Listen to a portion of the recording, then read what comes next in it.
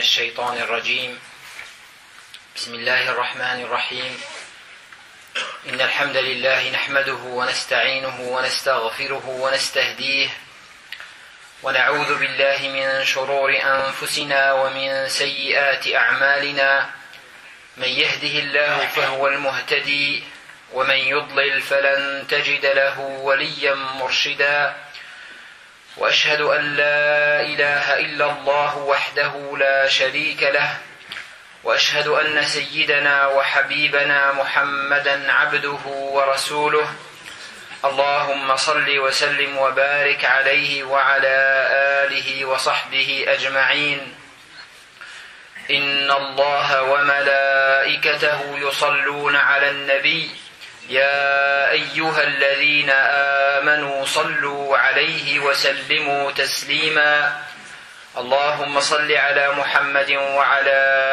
آل محمد كما صليت على إبراهيم وعلى آل إبراهيم وبارك على محمد وعلى آل محمد كما باركت على إبراهيم وعلى آل إبراهيم في العالمين إنك حميد مجيد أما بعد السلام عليكم ورحمة الله وبركاته. Aujourd'hui, nous allons traiter une notion importante dans la religion musulmane. C'est la notion de l'ihsan. Et cette notion, elle est capitale. Il faut bien la comprendre. Quand l'ange Gabriel est venu voir le prophète sallallahu alayhi wa sallam pour lui poser quelques questions, il lui a posé notamment 4 questions. La première, c'est de lui demander c'est quoi l'islam, c'est quoi l'islam. La deuxième, c'est de lui demander c'est quoi l'iman, c'est quoi la foi, c'est quoi la croyance. Et la troisième, c'est de lui demander c'est quoi l'ihsan, l'excellence ou la bonté extrême. Et la quatrième question, quand est-ce que l'heure arrive. Et vous connaissez tous ce hadith, il est à apprendre par cœur. Ce hadith, chaque musulman doit l'apprendre par cœur. On l'appelle hadith ou Jibril. Le hadith de l'ange Gabriel, quand il est venu sous forme humaine, habillé en blanc, s'asseoir devant le prophète sallallahu alayhi wa sallam, lui poser des questions et attendre la réponse du prophète sallallahu alayhi wa sallam. Et à travers ces questions, les musulmans apprennent leur religion. On sait la définition de l'islam, la définition de l'iman et la définition de l'ihsan. C'est des 3 notions très très importantes. Sur quoi est basé l'islam, sur quoi est basé l'iman, la foi, et sur quoi, et quelle est cette notion de l'ihsan. Et donc, quand le prophète parle de l'ihsan, pour traduire l'ihsan, c'est très difficile d'ailleurs. Donc, certains peuvent le traduire l'ihsan par la bienfaisance. D'être bienfaisant. L'ihsan, c'est la bienfaisance. On peut la traduire par l'extrême bonté. On peut aussi la traduire par l'excellence. On peut la traduire par la perfection. Et on peut la traduire par d'autres termes. Mais c'est une notion très générale qui englobe beaucoup de bonnes choses et qu'elle est difficile à traduire de l'arabe en français. Et quand Jibril pose la question au prophète Muhammad sallallahu alayhi wa sallam pour lui dire définis-moi l'ihsan, c'est quoi l'ihsan?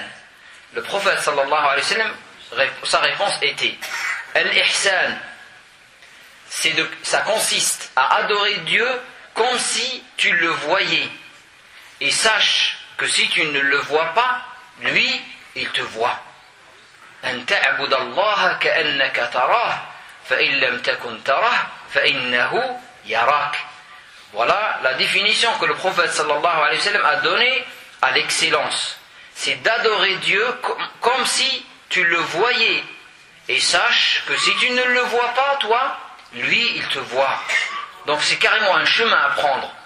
C'est avoir la présence de Dieu dans son cœur en permanence. Et au moins savoir que si je ne vois pas Dieu, on ne peut pas voir Dieu dans ce bas monde, on le verra Inch'Allah au paradis. Donc, mais si je ne le vois pas, il faut que j'ai l'intime conviction qu'Allah me voit tout le temps, mon temps. Allah connaît même mes réflexions. Sache que si tu ne le vois pas, lui, il te voit. Voilà comment le prophète sallallahu alayhi wa sallam définit al-ihsan. C'est d'atteindre un niveau où l'adoration, quand tu adores Dieu, c'est comme si Dieu était présent, comme si tu le voyais. Et sache que si tu ne le vois pas toi, lui il te voit. Donc on a une permanence, présence divine dans notre vie. Donc grosso modo, si on peut définir l'ihsan, c'est d'agir dans la vie en ayant toujours Dieu présent dans notre esprit. Toujours. Pour tout ce que nous faisons, que ce soit la prière, que ce soit l'aumône, que ce soit la vie de tous les jours, tout ce qu'on fait, normalement on doit avoir Dieu présent dans notre cœur. Avant d'agir, réfléchir, est-ce que Dieu est satisfait de ce que je vais faire ou pas? Avant de parler, pareil, avoir Dieu présent dans son cœur, c'est ça le degré de l'excellence, c'est ça le degré de l'ihsan. Donc l'ihsan c'est un principe majeur qui est, Allah subhanahu wa ta'ala nous parle de l'ihsan et al-muhsinin, les gens qui ont cette qualité de l'ihsan, plus de 66 fois, dans 66 versets dans le Coran, Allah nous parle de l'ihsan et de al-muhsinin. Donc cette notion est importante. Allah nous dit par exemple dans un verset que vous connaissez tous, Inna Allah ya'muru bil adli wal ihsani wa ita'i dhil qurba wa yanha 'anil fahsha'i wal munkari wal baghi. Allah nous ordonne trois choses et nous interdit trois choses. Dans ce verset que chaque imam lit à la fin de sa khutbah pour montrer l'importance de ce verset. Qu'est-ce que Allah nous dit? Certes, Dieu commande. Qu'est-ce que Dieu nous commande? Trois choses. Écoutez-les bien. Al-adl, l'équité, la justice. Al-ihsan, la bienfaisance, l'excellence. Wa ita'i dhil qurba, et l'assistance aux proches. Voilà les trois choses qu'Allah nous ordonne de faire. Être juste avec tout le monde, être bienfaisant, faire les choses bien, et assister et soutenir ses proches, les gens de son entourage. Voilà ce que Allah nous commande. Allah nous commande trois choses. Donc, certes, Dieu commande l'équité, la bienfaisance et l'assistance aux proches. Et il interdit trois choses aussi. Écoutez-les bien. Donc, Allah vous interdit la turpitude, tout ce qui est mauvais caractère, tout ce qui est contradictoire avec la pudeur, la turpitude, l'acte répréhensible, ce que les gens n'aiment pas, al-munkar, ce que les gens n'aiment pas généralement. Mentir, les gens n'aiment pas le menteur. Donc, l'islam interdit le mensonge. C'est un munkar. Tout ce que les gens considèrent comme mauvais, le musulman doit s'en éloigner. Et l'injustice. Allah subhanahu wa ta'ala nous interdit l'injustice. Voilà, Allah nous recommande trois choses, nous commande trois choses et nous interdit trois choses dans ce verset important. Inna Allah ya'muru bil adli wal ihsani wa ita'i dhil qurba wa yanha 'anil fahsha'i wal munkari wal baghi. Al baghi, c'est l'injustice. C'est transgresser, c'est aller au-delà de ce que Allah nous demande. Ya'idhukum la'allakum tadhakkarun. Il vous exhorte afin que vous vous souveniez de ce que Allah vous demande. Le prophète sallallahu alayhi wa sallam a dit, Dieu vous a prescrit la bienfaisance dans toute chose, dans tout ce que vous entreprenez comme action, vous devez chercher l'excellence et la bienfaisance. Donc tout ce que le musulman fait, il doit le faire avec perfection, avec excellence, avec bonté.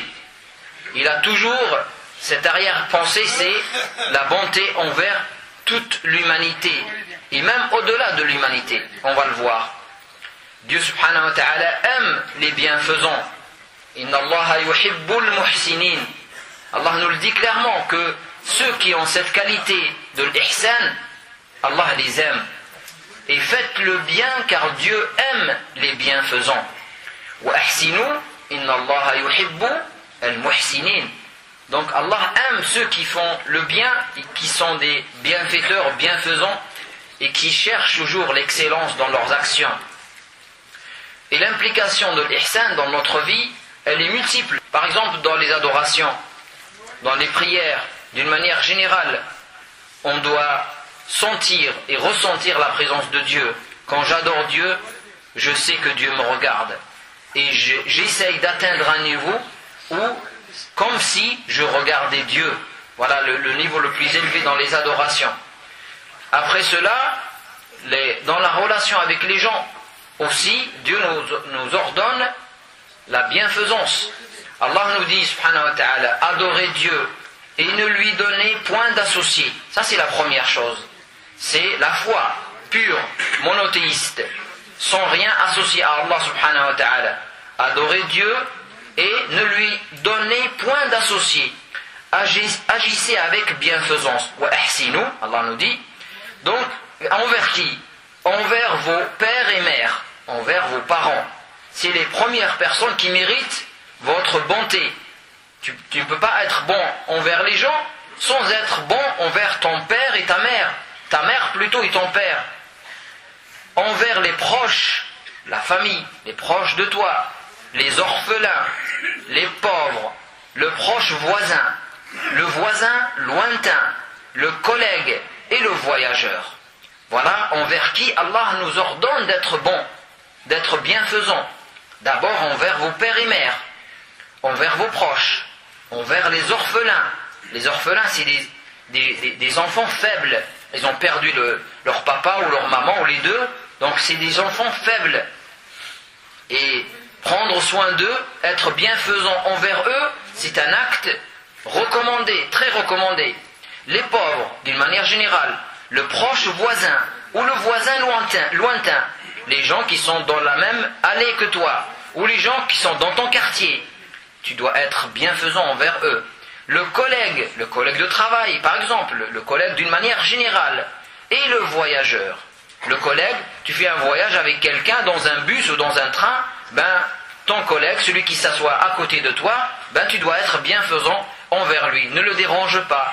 Essaye d'être sympa avec lui, ce qu'Allah nous demande. Et le voyageur, que celui qui voyage et qui est dans la difficulté, tu dois l'aider.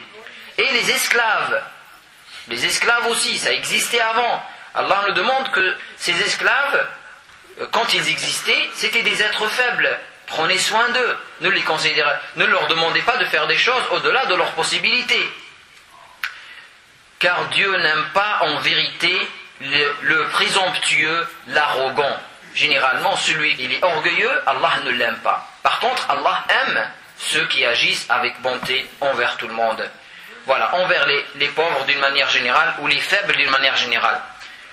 Donc, les parents, les membres de la famille, les pauvres, les faibles, les orphelins, Allah nous demande d'être bon envers eux. Même envers les animaux. Certains peuvent se poser la question. Et même envers les animaux, nous avons un devoir, oui, nous avons un devoir d'excellence et de bonté, même envers les animaux. Donc le musulman est une miséricorde, une bonté envers tout le monde, tous les êtres humains. Et au-delà des êtres humains, les animaux. Et écoutez juste ces deux histoires que je vais vous raconter, que le prophète sallallahu alayhi wa sallam nous les raconte toutes les deux dans Sahih al-Bukhari. La première, c'est cet homme-là qui était dans le désert, qu'il avait très très soif, et à un moment donné, il trouve de l'eau dans un puits. Il rentre, il boit, alhamdulillah, et il sort, et quand il sort, il trouve un chien assoiffé à côté de ce puits-là.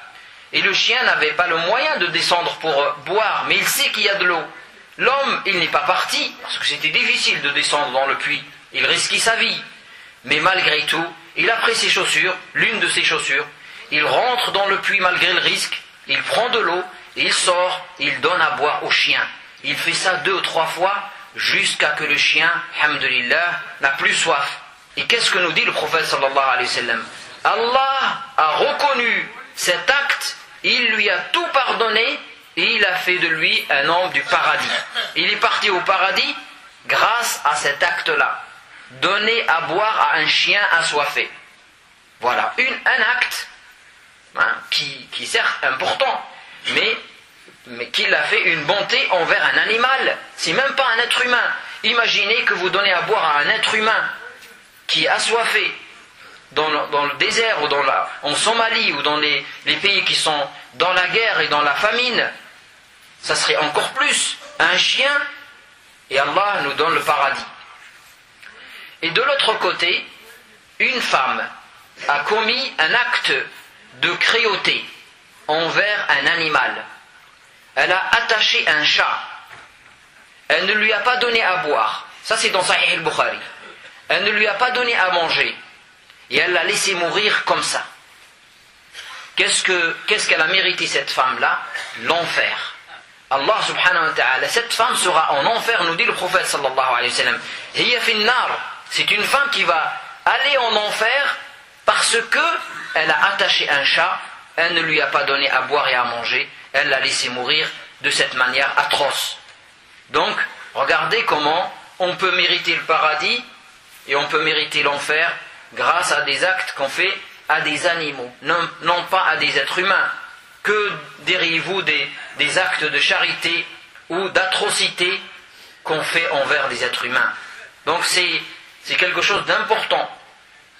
Et le musulman, d'une manière générale, il est bon envers le monde entier, même envers les végétaux. On ne va pas couper un arbre comme ça pour s'amuser. On ne va pas gaspiller de l'eau. On ne va pas faire des mauvaises choses, le gaspillage d'une manière générale. Allah n'aime pas la corruption sur terre. Allah nous a donné cette terre, elle est jolie, elle est magnifique, elle est parfaite. Le musulman est un calife de Dieu sur terre. Il doit en prendre soin.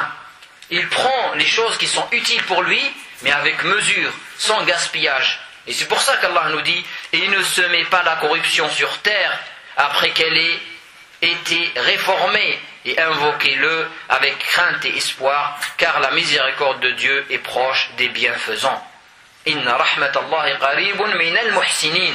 La miséricorde de Dieu, elle est toujours proche de ceux qui font le bien sur terre et ne gaspillent pas et sont bons envers l'humanité tout entière. Allah subhanahu wa ta'ala an yulhimana rushdana, yaghfir dhunubana, wa an yastura ayubana, wa an yaj'alana min ibadihi as-salihin. Allahumma waffiqna lima tuhibbuhu wa tardah. Subhanaka Allahumma wa bihamdika nashhadu an la ilaha illa anta nastaghfiruka wa natubu ilayk. سبحانك اللهم وبحمدك نشهد أن لا إله إلا أنت نستغفرك ونتوب إليك سبحانك اللهم وبحمدك نشهد أن لا إله إلا أنت نستغفرك ونتوب إليك اللهم صل على سيدنا محمد عبدك ونبيك ورسولك النبي الأمي وعلى آله وصحبه وسلم تسليما عدد ما أحاط به علمك وخط به قلمك وأحصاه كتابك وارض اللهم عن ساداتنا أبي بكر وعمر وعثمان وعلي وعن الصحابة أجمعين وعن التابعين وتابعيهم بإحسان إلى يوم الدين سبحان ربك رب العزة عما يصفون وسلام على المرسلين والحمد لله رب العالمين.